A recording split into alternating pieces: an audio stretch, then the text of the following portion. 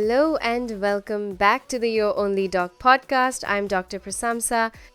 Today, we're talking about antiphospholipid syndrome, the clotting riddle that hijacks immunity and turns it into a vascular war zone. Let's jump in.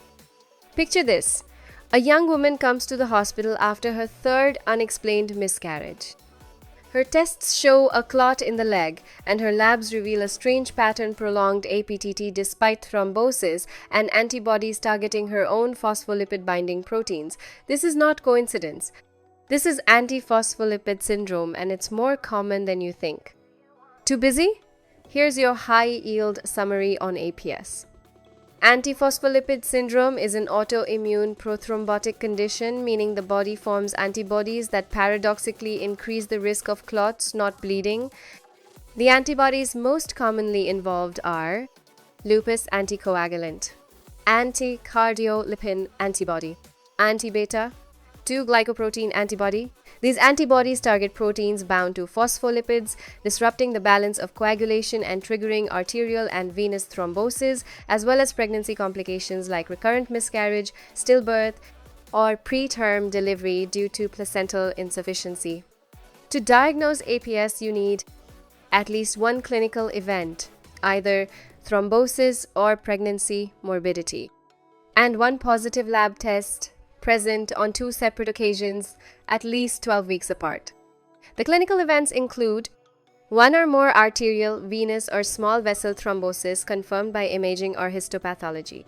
Pregnancy complications like 3 or more unexplained consecutive miscarriages before 10 weeks or 1 or more unexplained fetal deaths after 10 weeks or premature birth before 34 weeks due to preeclampsia, eclampsia, or placental insufficiency. Management depends on presentation. For thrombosis, lifelong anticoagulation with Warfarin, INR goal 2 to 3. Directly acting oral anticoagulants are controversial in APS, especially in high-risk patients. For pregnancy, low-dose aspirin plus low molecular weight heparin throughout pregnancy and postpartum. There's no role for steroids or immunosuppressants in primary APS unless it's associated with lupus. Now, let's go deeper into the advanced terrain of APS. Antiphospholipid syndrome is a classic autoimmune misfire. Your immune system produces antibodies not to fight infection but to target key regulators of coagulation like beta-2-glycoprotein, which binds to negatively charged phospholipids on cell membranes. The result? A hypercoagulable state that can strike nearly any organ system. Arterial thrombosis in APS can cause strokes, transient ischemic attacks, or myocardial infarctions even in young adults. Venous clots often present as deep vein thrombosis or pulmonary embolism. But sometimes the disease hits hard and fast with catastrophic APS, a rare, fulminant form with multi-organ thrombosis that mimics sepsis or disseminated intravascular coagulation and carries a high mortality rate. Let's talk testing. The 3 key antibodies are lupus anticoagulant, causes paradoxical prolongation of APTT but increases clotting risk. Anticardiolipin antibody, measured via enzyme-linked immunosorbent assay in IgG and IgM forms. Anti-beta 2-glycoprotein antibody, also IgG or IgM, highly specific. All positive labs must be persistent, that's why we repeat testing 12 weeks apart. A single positive does not confirm the diagnosis. Also remember, these antibodies can appear transiently during infections, certain medications, or even after vaccination. That's why timing and clinical context are everything.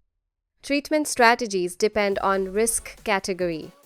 For primary APS with a thrombotic event, Warfarin is first line, target INR is 2 to 3. In arterial events, some aim for 3 to 4, though evidence is mixed. Similarly, for asymptomatic positive antibodies, no anticoagulation, just regular follow-up and risk factor modification is needed. And for pregnant women with APS, start aspirin and low molecular weight heparin as early as conception. This dramatically improves live birth rates. Lastly, catastrophic APS requires aggressive therapy with anticoagulation, high-dose steroids, plasma exchange, and sometimes IVIG. In patients with lupus, APS can coexist. This is called secondary APS, and immunosuppression might be added depending on disease activity. Before we close, let's boil this down to 3 key takeaways. Number 1. Antiphospholipid syndrome causes clotting, not bleeding, even though it's associated with something called lupus anticoagulant. Number 2. Diagnosis requires both clinical events and persistent antibody positivity on repeat testing. Timing matters. Number 3. Management is not one size fits all. Warfarin is preferred for thrombosis, heparin and aspirin for pregnancy, and full-blown immunomodulation in catastrophic APS or lupus-associated disease.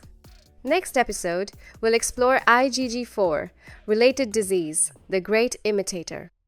Until then, follow us on LinkedIn, Instagram, Facebook, X, and YouTube for more. And hey, if you're listening, I'd love to hear from you. I'm on Instagram @prasamsa._. Drop a message, say hi, or share what you'd like to hear next. Stay curious, stay safe.